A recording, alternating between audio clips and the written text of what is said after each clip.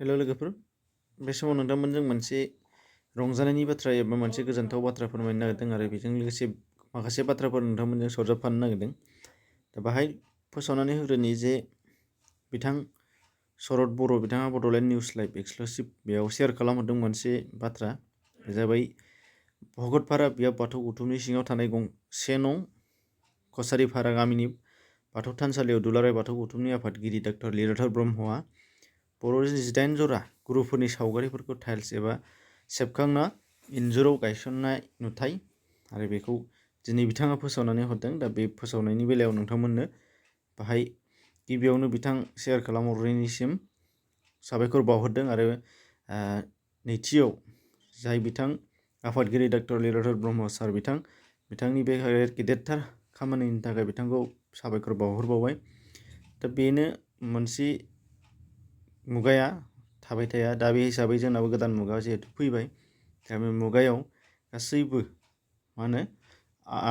जोंनि कालसारानो जा आर्टआनो जा गासैबो बिथिङानो मोनसे डिजिटेल मुगायाव फैबाय आरो बे डिजिटेल मुगाजोंनो जोंनि गासैबो कालसार आरो आर्ट बा जायखिजाया जाथिनि सिनायथिफोरा मोनफा मोनफा थालांनायनि लामायाव दंसै। दा बेखायनो गुबुनफोरनाथ' थाखाबायानो, जोंना दासिमबो लासै लासै दासो जाहांदोंआनो।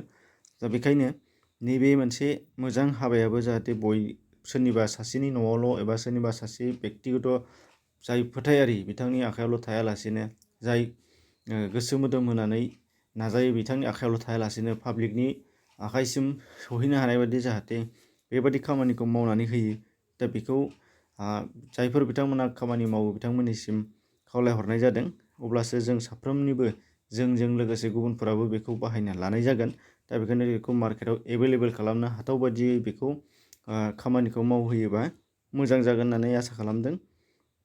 दा बैफोरखौनो नोंथांमोना सावगारि हिसाबै नायलांनो हानाय जागोन बिथांनि फोसावनाय बायदियै। जे माइनाव बोराइ माइनाव बुरै आदारनि राहागिरि, दा बिनि सायाव बेखौ होदों। बेनिफ्राय नैथि हिसाबै बे दङ, नोंथांमोना नुदों एमाव बोराइ एमाव बुरै मुलि संदानगिरि आरो जावनगिरि होनदों बिथाङा। बेनिफ्राय दङ हासुं बोराइ हासुं बुरै सान्थौगिरि।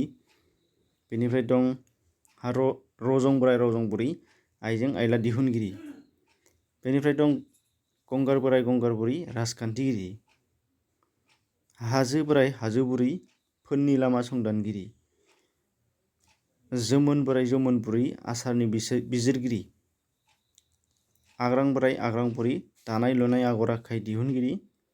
बेनिफ्राय दङ खैला बोराइ खैला बुरै सियार सिजौनि गेजेराव सरजाबनायनि आगोरगिरि।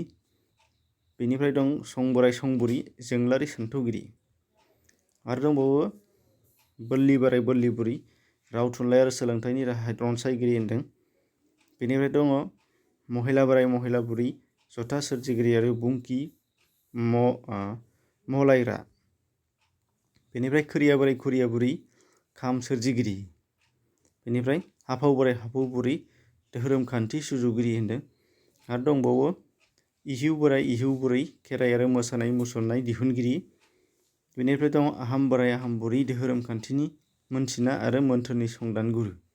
आरो दङ सि बोराइ सि बुरै इसोरनि गिबि सोरजि आरो इसोरनि सान्थौ संदानगिरि।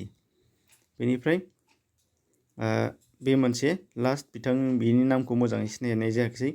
दा बेखिनि, दा बेफोर नुथायफोरा जानांगौ नोंथांनि गोसोआवबो बेखौ नुनानै गोजोननाय मोन्दों।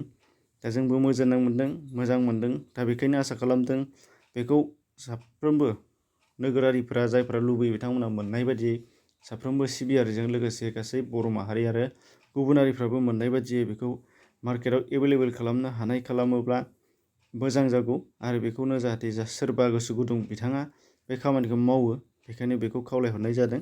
एसेनोसै, गोजोन्थों।